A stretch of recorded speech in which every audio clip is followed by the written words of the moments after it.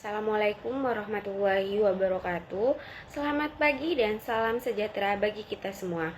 Yang terhormat Bapak serta teman-teman sekalian, kami dari kelompok 2 akan mempresentasikan materi Pancasila dalam bentuk video yang berisi ringkasan BPUPKI, analisis sosial, dan hasil survei. Setelah kami menonton video dokumenter BPUPKI dari Arsip Nasional RI, kami mengetahui bahwa BPUPKI atau Badan Penyelidik Usaha Persiapan Kemerdekaan Indonesia atau dalam bahasa Jepang disebut dengan Dokuritsu Junbi Chosakai merupakan sebuah badan yang dibentuk oleh pemerintah penduduk Jepang sebagai salah satu langkah persiapan kemerdekaan Indonesia. BPUPKI ini resmi dibentuk pada 29 April 1945, kemudian dilantik dan diresmikan pada 29 Mei 1945. Saat diresmikan, BPUPKI ini ditetapkan memiliki 67 anggota dan diketuai oleh Dr. KRT Rajiman Widyodiningrat dengan dua wakilnya, yaitu Ichi Bangase Yoshio, wakil dari Jepang, dan Raden Panji Suroso. Setelah diresmikan, BPUPKI mengadakan sidang pertamanya yang berlangsung selama 4 hari, yaitu dari tanggal 29 Mei sampai 1 Juni 1945 dan bertempat di Gedung Pancasila atau Gedung Chuosangi di Jakarta. Agenda utama dari sidang ini adalah membahas dan merumuskan dasar negara Indonesia yang merdeka. Dalam sidang BPUPKI yang pertama ini, ada tokoh-tokoh penting yang menyampaikan gagasannya. Tokoh yang pertama adalah Muhammad Yamin pada tanggal 29 Mei 1945. Muhammad Yamin ini adalah tokoh pertama yang menyampaikan gagasannya. Dalam pidatonya, ia mengusulkan 5 dasar negara, yaitu peri kebangsaan, peri kemanusiaan, peri ketuhanan, peri kerakyatan, dan kesejahteraan rakyat. Tokoh penting yang kedua ialah Dr. Supomo, yaitu pada tanggal 31 Mei 1945. Dr. Supomo menyampaikan konsep negara integralistik, yakni negara yang menyatukan seluruh rakyat dengan negara berdasarkan semangat kekeluargaan. Dr. Supomo mengusulkan 5 prinsip dasar, yaitu persatuan, kekeluargaan, keseimbangan lahir dan batin, musyawarah, serta keadilan. Lalu untuk tokoh penting yang ketiga yaitu Insinyur Soekarno, yaitu pada tanggal 1 Juni 1945, di mana Insinyur Soekarno menyampaikan pidato bersejarah berjudul Lahirnya Pancasila pada tanggal 1 Juni 1945. Dalam pidato tanpa teks ini, untuk pertama kalinya Soekarno mengemukakan konsep dan rumusan awal Pancasila sebagai dasar negara Indonesia merdeka. 5 sila yang diusulkan oleh Insinyur Soekarno adalah kebangsaan Indonesia atau nasionalisme, internasionalisme atau peri kemanusiaan, mufakat atau demokrasi, kesejahteraan sosial, dan ketuhanan yang Maha Esa. Akhirnya, rumusan 5 sila yang diajukan Soekarno dan diberi nama Pancasila diterima sebagai dasar negara. Tanggal 1 Juni 1945 kemudian ditetapkan sebagai hari lahirnya Pancasila. Selanjutnya, sidang BPUPKI dilanjutkan pada sidang kedua, yaitu pada 10 sampai 17 Juli tahun 1945. Sidang kedua BPUPKI berlangsung di gedung yang sama, yaitu di Gedung Choi Sang-in di Jakarta. Agenda utamanya adalah membahas rancangan Undang-Undang Dasar, bentuk negara, wilayah negara, dan kewarganegaraan. Ada 4 hasil penting sidang kedua ini, yaitu yang pertama, bentuk negara.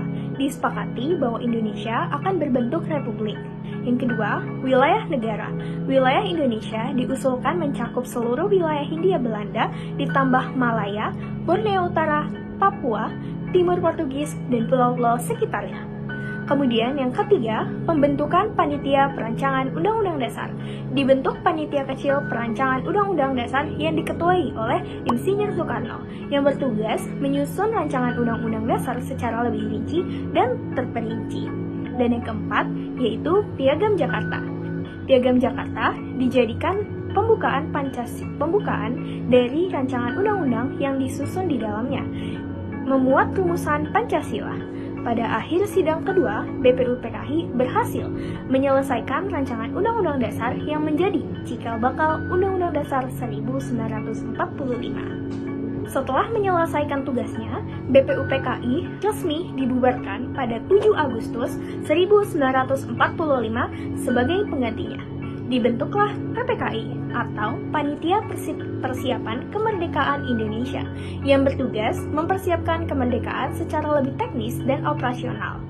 Puncak dari seluruh proses panjang ini adalah dikumandangkannya proklamasi kemerdekaan Indonesia pada 17 Agustus 1945 yang menandai lahirnya Indonesia sebagai negara merdeka dan berdaulat. Saya Ardilia Syaira Razan dengan NRP 501231110 dari Departemen Fisika. Dalam video ini, saya bersama rekan saya, Sandy dan Sohwa, akan berbagi hasil analisis sosial terkait sejarah perumusan Pancasila. Sebelum masuk ke analisisnya, penting untuk kita pahami terlebih dahulu kondisi sosial bangsa Indonesia pada masa itu. Bayangkan Indonesia di tahun 1945, sebuah bangsa yang luar biasa beragam. Ratusan suku, berbagai bahasa, dan penganut agama yang berbeda-beda, mulai dari Islam, Kristen, Hindu, hingga Buddha. Di atas keberagaman itu, bangsa Indonesia baru saja melewati ratusan tahun penjajahan Belanda dan dilanjutkan dengan pendudukan Jepang yang membawa penderitaan tersendiri melalui sistem kerja paksa atau disebut Romusa. Kondisi sosial saat itu sangat timpang. Penjajahan Belanda menciptakan sistem stratifikasi ras yang menempatkan pribumi di lapisan paling bawah. Kemiskinan dan ketidakadilan dirasakan hampir di seluruh lapisan masyarakat. Namun, justru dari kondisi itulah semangat kebangsaan tumbuh semakin kuat. Lahirlah berbagai organisasi pergerakan nasional. Dan ada 3 arus pemikiran besar yang berkembang dan saling bersaing, yaitu nasionalisme, Islam politik, dan sosialisme. Ketiga arus inilah yang kemudian bertemu dan beradu gagasan dalam proses perumusan Pancasila. Bagaimana pertemuannya? Rekan saya Sandy yang akan menjelaskan. Baik, terima kasih Ardel. Selanjutnya saya Sandi Rahmazarita dengan NRP 50123 dan saya akan membahas bagian yang menjadi inti dari proses perumusan Pancasila, yaitu dinamika sidang BPUPKI. Sidang BPUPKI atau Badan Penyelidik Usaha-Usaha Persiapan Kemerdekaan Indonesia berlangsung dari tanggal 29 Mei hingga 1 Juni 1945. Sidang ini dihadiri oleh 62 anggota yang benar-benar mempresentasikan keberagaman bangsa Indonesia. Ada tokoh nasionalis, pemimpin Islam, tokoh Kristen, kaum terpelajar, hingga wakil dari berbagai daerah di Nusantara. Dalam sidang tersebut, 3 tokoh tampil menyampaikan gagasan mereka tentang dasar negara. Pertama, Muhammad Yamin pada 29 Mei mengusulkan dasar negara yang bernuansa nasional dengan prinsip-prinsip seperti peri kebangsaan dan peri kemanusiaan. Kedua, Supomo pada 31 Mei mengusulkan konsep negara integralistik di mana negara di seluruh rakyat merupakan satu kesatuan yang organis tanpa sekat-sekat golongan. Namun, yang paling bersejarah adalah Pidato Insinyur Soekarno pada 1 Juni 1945 yang dimana kini kita peringati sebagai Hari Lahir Pancasila. Soekarno mengusulkan 5 dasar negara: kebangsaan, peri kemanusiaan, mufakat atau demokrasi, kesejahteraan sosial, dan ketuhanan yang Maha Esa. Dari sudut pandang analisis sosial, gagasan Soekarno ini istimewa karena bersifat sebagai sintesis. Beliau tidak memenangkan satu kelompok dan mengalahkan kelompok lainnya, melainkan mencari titik temu yang dapat merangkul semua golongan dalam satu rumusan yang inklusif. Setelah sidang pertama ini, Panitia 9 kemudian merumuskan Piagam Jakarta pada 22 Juni 1945 sebagai hasil kompromi antara kelompok nasional dan kelompok Islam, dan disinilah momen paling dramatis sejati yang akan dijelaskan oleh rekan saya bernama Sohwa. Baik, selanjutnya saya akan menyampaikan bagian yang menurut saya merupakan momen paling bermakna dari seluruh sejarah perumusan Pancasila ini. Nah, pada tanggal 18 Agustus 1945, tepat 1 hari setelah terlaksananya Proklamasi Kemerdekaan Indonesia, PPKI atau Panitia Persiapan Kemerdekaan Indonesia melaksanakan sidang untuk mengesahkan konstitusi negara yang baru lahir ini. Nah, pada saat itu, wakil-wakil masyarakat dari Indonesia bagian timur yang mayoritas beragama Kristen menyampaikan keberatannya kepada Bapak Muhammad Hatta. Mereka menyampaikan bahwa keberatan terhadap 7 kata dalam sila pertama di Piagam Jakarta yang berbunyi dengan kewajiban menjalankan syariat Islam bagi pemeluk-pemeluknya. Mereka khawatir rumusan tersebut akan memecah persatuan bangsa yang baru saja diproklamasikan. Dan yang terjadi selanjutnya adalah momen yang menunjukkan sebuah teladan sosial yang luar biasa, yakni para pemimpin Islam Salah satunya adalah Ki Bagus Hadikusumo, perwakilan dari kelompok Muhammadiyah, dengan penuh kebesaran hati bersedia melepaskan 7 kata tersebut demi menjaga keutuhan dan persatuan bangsa. Sehingga sila pertama pun berubah menjadi ketuhanan yang Maha Esa. Hal ini bukan sekedar perubahan redaksi, namun bukti nyata bahwa lahirnya Pancasila merupakan hasil dari sikap para pendiri bangsa yang lebih memilih persatuan di atas kepentingan kelompok. Dan sikap inilah yang patut kita teladani hingga saat ini. Selain pengetahuan, kami juga menggali persepsi dan juga sikap mahasiswa terhadap Pancasila. Dari skala 1 sampai 5, rata-rata responden memberi skor 4 untuk pernyataan bahwa perumusan Pancasila adalah hasil kompromi politik yang menunjukkan kesadaran yang kuat tentang proses demokratis di balik lahirnya Pancasila. 60% menyatakan Pancasila sangat relevan, 36% cukup relevan, dan hanya 4% yang merasa kurang relevan. Artinya, 96% mahasiswa masih percaya Pancasila relevan di era sekarang. Kemudian untuk skor rata-rata, untuk pernyataan pembelajaran Pancasila di kampus masih terlalu normatif, mencapai 4 dari 5. Mahasiswa merasa cara belajar Pancasila saat ini perlu diperbarui. Dan ketika ditanya bagaimana keputusan diambil dalam organisasi mereka, 64% menjawab musyawarah mufakat. Bukti nilai Pancasila sudah hidup dalam keseharian mahasiswa tanpa mereka sadari. Salah satu responden bahkan menyampaikan dengan sangat tepat, Pancasila jangan cuma dihafal, tapi dijadikan sejarah itu narasi untuk membentuk identitas bangsa. Dari semua ini, satu kesimpulan jelas, mahasiswa tidak apatis terhadap Pancasila. Mereka hanya butuh cara belajar yang lebih relevan, kritis, dan juga kontekstual.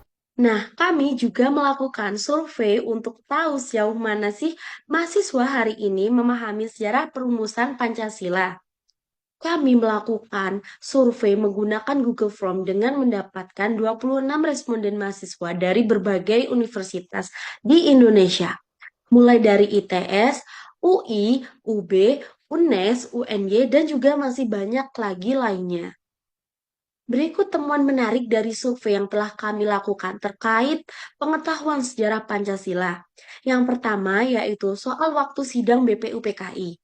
Sebanyak 88 responden menjawab dengan benar bahwa sidang pertama berlangsung pada 29 Mei hingga 1 Juni 1945. Namun 12% masih belum tepat. Yang kedua yaitu soal siapa yang pertama kali mengusulkan istilah Pancasila. Hanya 76% responden yang menjawab Insinyur Soekarno dengan benar.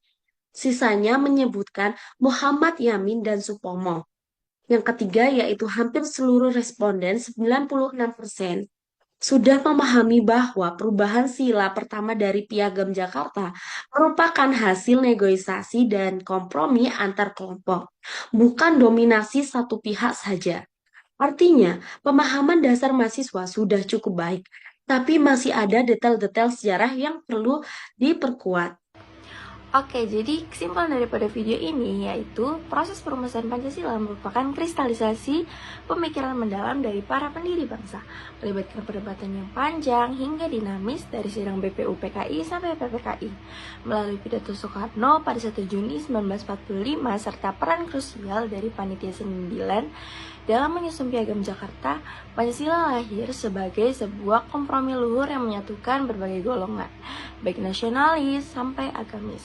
Kesimpulan utama dari sejarah Pancasila yakni Pancasila bukanlah sekedar teks formal, melainkan hasil dari semangat gotong royong dan toleransi demi menjaga keutuhan keberagaman identitas bangsa dalam satu wadah negara yang berdaulat.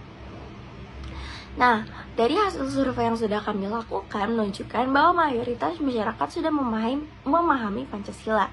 Hal ini patut diapresiasi sebagai indikator bahwa literasi kebangsaan masih terjaga dengan baik.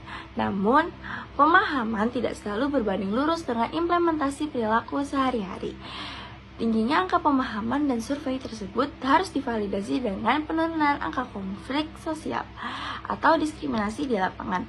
Jika pemahaman sudah tinggi namun praktik intoleransi masih ada, maka terdapat celah antara mengetahui dan menjiwai yang perlu dijembatani agar Pancasila tidak berhenti sebagai hafalan semata, melainkan sebagai kompas moral dalam berinteraksi. Sekian yang bisa saya sampaikan dan teman-teman saya sampaikan. Wabillahi taufiq wal hidayah. Wassalamualaikum warahmatullahi wabarakatuh.